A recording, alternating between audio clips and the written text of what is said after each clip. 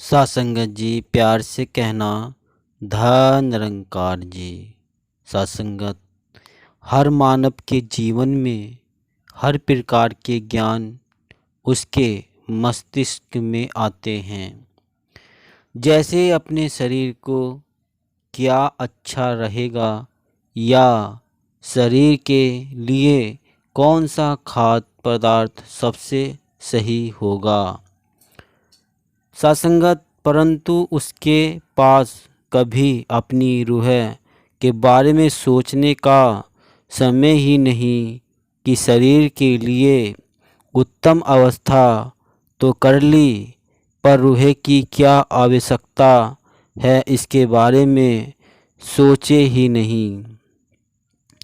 सासंगत हम रूहानियत को जीवन का छोटा सा हिस्सा मानने की बजाय इसे जिंदगी जीने का आधार बनाए। इंसान रूहानियत का मतलब दुनिया से दूर होने को मानता है। लोग दुनिया को छोड़ देते हैं, पर सत्य यही कि रूहानियत कभी भी इंसानियत से दूर होना नहीं सिखाती,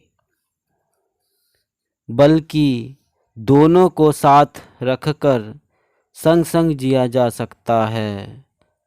आत्मनि अधि इति अध्यात्म, अध्यात्म के द्वारा मोक्ष की प्राप्ति होती है, अर्थात इसके द्वारा जीवन और मरण के चक्र से मुक्ति मिलती है। सासंगत रूहानियत का अर्थ ही यही होता है कि किसी चीज़ के बारे में पूरा जान लेना। हम किसी वस्तु के बारे में अगर जानना चाहते हैं तो हमारे पास दो विकल्प होते हैं। पहला कि हम बस ऊपर से जान लें कि इसका रंग रूप क्या है, इसका इस्तेमाल क्या है। दूसरा विकल्प है कि हम पूरा जानने के कि इसका ये रंग क्यों है या ये वस्तु वास्तव में है भी या नहीं। सत्संगत ये जानने के लिए हमें उसके पास जाना होगा जो स्वयं उस वस्तु के बारे में जानता हो।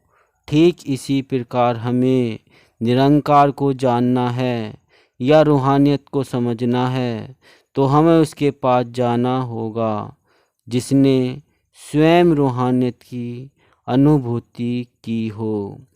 सासंगत जिस ज्योति का अंश तू मानव, उस ज्योति को पहले जान। जिसने दिया है सब कुछ तुमको, उसकी पहले कर पहचान।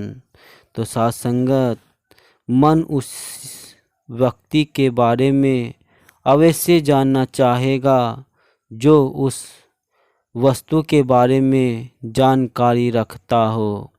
इसी प्रकार रूहानियत का ज्ञान जिसके पास है, सबसे पहले उस बाखबर व्यक्ति को हमें जानना होगा जो स्वयं उसका अनुभव रखता हो। सासंगत रूहानियत का उद्देश्य ही होता है ठहराव। प्रश्न उठता है कि हमें जीवन को जीने की उत्तम कला रूहानियत मिल गई तो हम ठहरे क्यों। सासंगत यह ठहरना वैसा ही है जैसे हम किसी वाहन में ठहरे हैं, पर वास्तविकता में हम आगे बढ़ रहे हैं। रूहानियत का ज्ञान मिलने के बाद मन में अचलता का स्थिरता का कारण मिल जाता है। यह हमारा रुकना भी बेहतरी के लिए है। जब भीतर अचलता प्रवेश कर जाती है तो हम स्वयं बाहर महागति के पात्र बन जाते हैं। अब बाहर कैसी भी परिस्थिति हो, हम अंदर से तो दुरुस्त रहेंगे।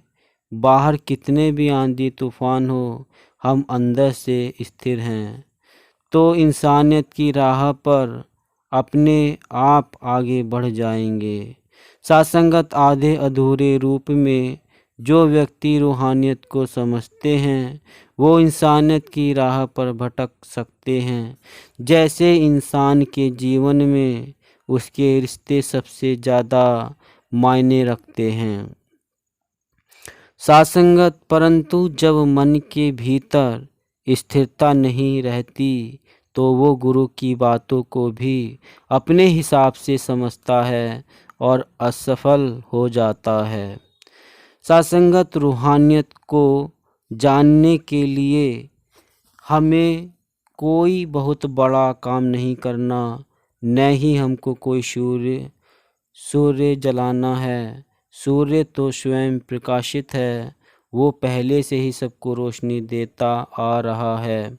हमें बस अपने अंतर्मन के द्वार को खोलना है और सतगुरु की हर एक बात को, प्रत्येक वचन को अपने भीतर उतरने देना है।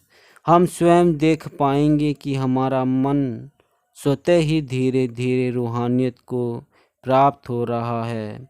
हमारे सभी प्रकार के रिश्ते बेहतर हो रहे हैं। सभी इंसानों के साथ हमारा प्रेम भरा व्यवहार गहरा हो रहा है और रूहानियत के पूर्ण स्वरूप में से उतरते ही हमारा मन स्थिरता को प्राप्त होता है, जिसे इंसानियत की राह मुकम्मल हो जाती है। तो सत्संगत की हमारा जीवन एक रूहानियत की डगर पर चलता रहे। जब हमें इसकी अनुभूति, इसकी जानकारी हमें उस व्यक्ति से हो जाएगी जो इसको ठीक से जानता है, और जब वो इसकी अनुभूति हमें करा देगा तो हमारा रूहानियत और इंसानियत का संग संग हम साथ लेकर चल पाएंगे। घर बार भी छोड़ना नहीं पड़ेगा और रूहानियत का भी संग हो जाएगा। सासंगत, गृहस्थी में भी रहेंगे और रूहानियत में भी। तो सासंगत, जिसका इसको बोध याद होता है वही इसका दर्श करा सकता है, इसको दिखा सकता है और वही बता सकता है। तो हम बस ऐसे ही गुरु की जन के चरण स्पर्श कर ले और पैर पकड़ ले उनके रूहानियत जिसे हमें जानना है और जानकर उस डगर पर चलना है। क्योंकि सत्संगत, जब रूहानियत होगी तो ही मन में शांति, प्रेम भावना भी होगी, और रूहानियत नहीं तो चिंता, वही फिर बात गहराई की में सोचने, गम फिकर टेंशन से भरा जीवन एक हमें फिर वो बोझ लगने लगता है। और अगर सत्संगत वो रूहानियत, इंसानियत वाली बात जो गुरु से हमने ली, अपने जहन में डाली, तो सत्संगत वो खुशियाँ, वो आनंद, वो प्रेम, वो भावना, वो सत्कार, वो सम्मान सब हमें मिलता है। खुशियाँ जीवन में आती दौड़ी चली जाती हैं। तो वास्तविक में कहने का भाव यही कि रूहानियत का ज्ञान जब इस तरह जीवन में ढल जाएगा और हम इसको जान लेंगे तो जीवन में खुशियाँ आती चली जाती हैं। दास निवेदन कर रहा है, अगर आपने अभी तक संदेश निरंकारी का चैनल को सब्सक्राइब नहीं किया है तो चैनल को सब्सक्राइब कर दीजिए और बेल आइकन भी प्रेस कर दीजिए। दास मनीष मिलता है अगली नेक्स्ट वीडियो में। और अगर कुछ अच्छा लगे तो आप सभी महापुरुषों को शेयर कर सकते हैं। सत्संगत जी, प्यार से कहना, धन निरंकार जी।